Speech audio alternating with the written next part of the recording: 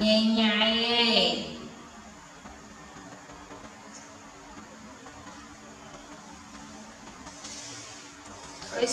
Coi xem.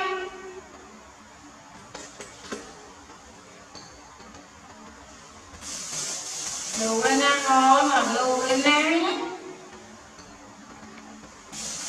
Tráng mấy đứa ghé. Mặt cha. Ôm chan.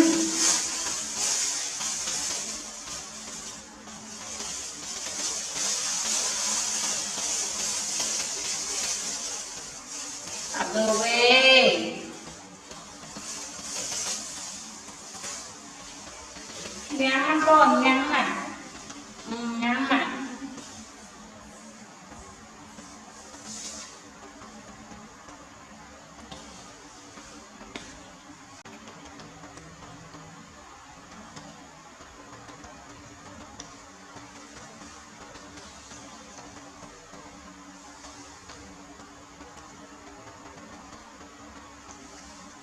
Ôi đồ đi ăn với cha đấy con.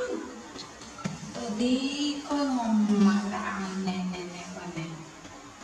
Đồ đi nè con nè.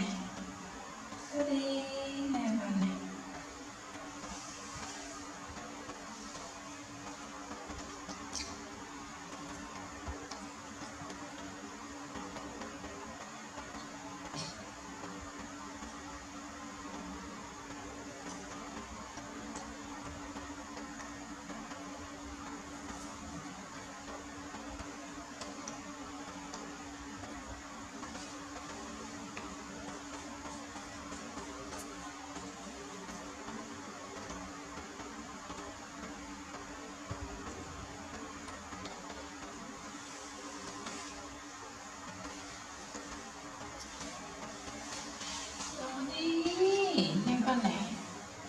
Đi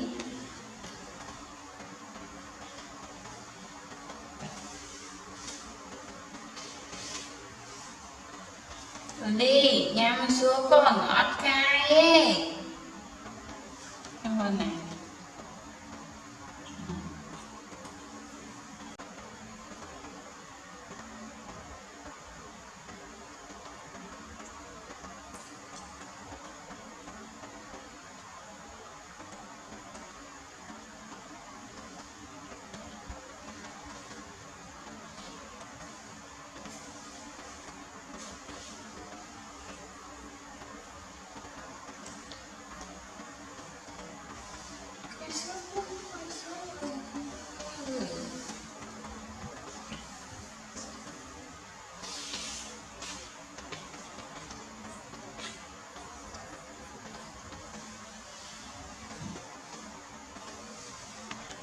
Cười sữa con, cười sữa rồi đi cười sữa nè con ha.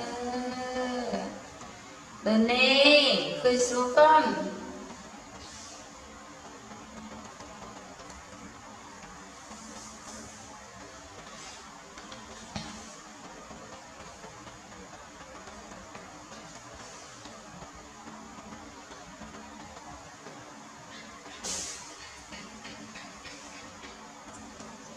Rồi đi cười nhắm xuống con này.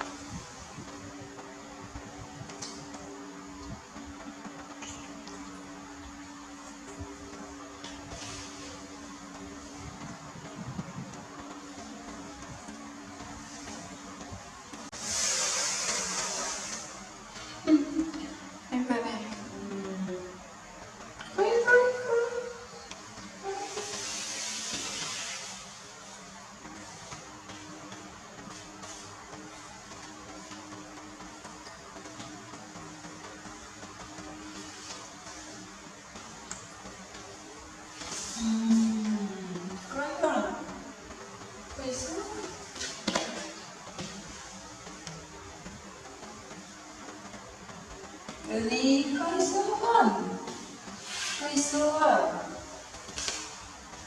nhắm rồi nè rồi nè sợi nia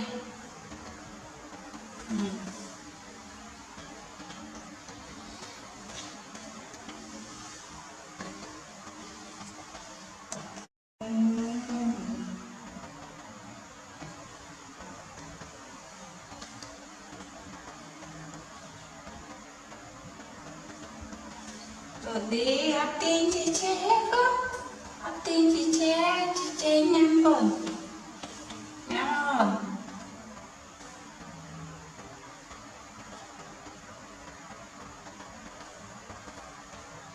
nhắm bớt nè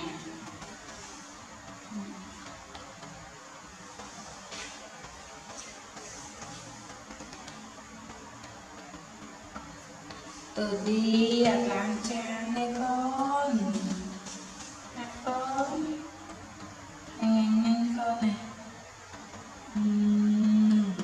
khăm tà lẹ thôi con